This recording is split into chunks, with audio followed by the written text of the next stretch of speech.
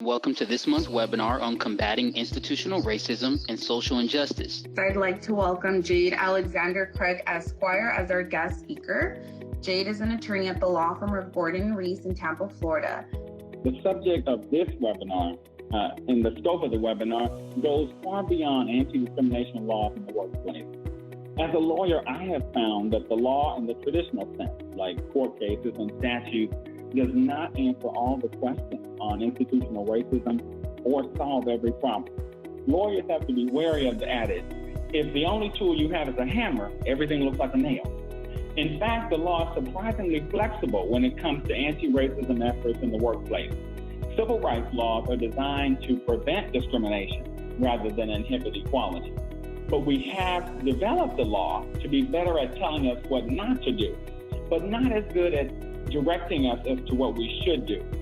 The law at its best is an instrumental tool, either for repression and exclusion, as it has been used in the past, or for social change. As a law student, one of my professors used to say, law is the relationship between the is, the ought, and the what might be. Today, we'll explore all three facets, the trinity of that relationship. Institutional racism is about power. Social injustice is a result of institutional racism. Dr. William Glasser, an American psychologist, debuted choice theory psychology in his 1998 book, Choice Theory, A New Psychology of Personal Freedom. According to Dr. Glasser, humans are instinctually driven by 5 basic needs: survival, love and belonging, fun, freedom, and power. The power need is the most misunderstood.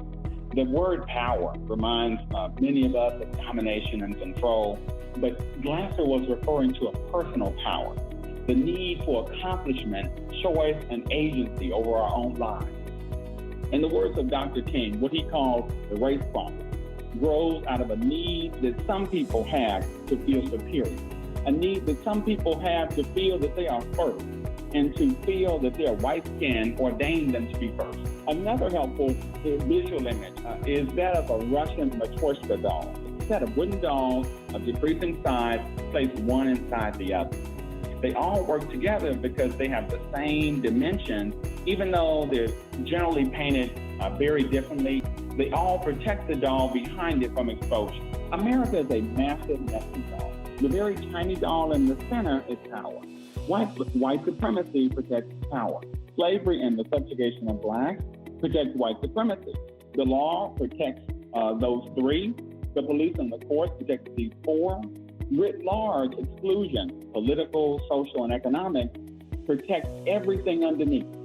Institutional racism grows through exclusion. The process of opening up the doll is extremely difficult because of the size of those outer layers.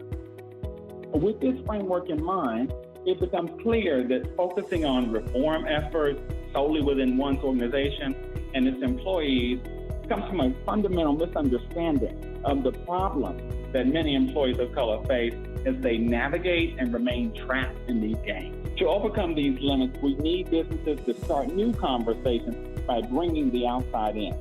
It's important to remove the burden from employees of having to educate each other about race. The inclusion of voices unheard sends a powerful message about how much that voice is valued within the organization. As part of this shift toward looking outward, organizations show employees their value by how they treat others, not just by how they treat their own. One possibility is to use art.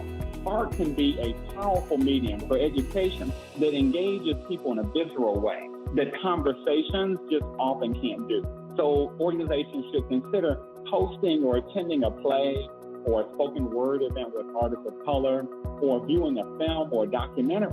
I think these kinds of projects may be more effective than an event, for example, that relies on visual art, because visual art doesn't come with its own voice that people can hear.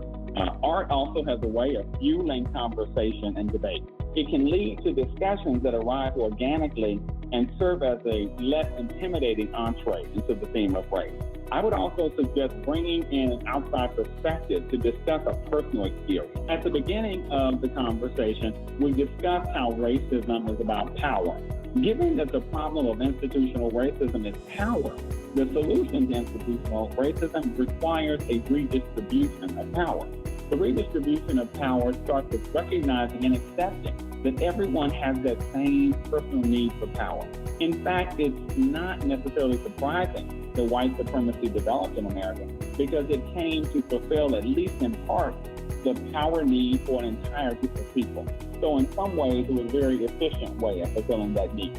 Nonetheless, it is critical that we create systems and institutions in which everyone, including people of color, can fulfill that need. The values that drive this process are trust, investment, and risk. For additional information on personnel concepts on human resources-related topics, select the video on the screen. Subscribe now for HR and labor law updates.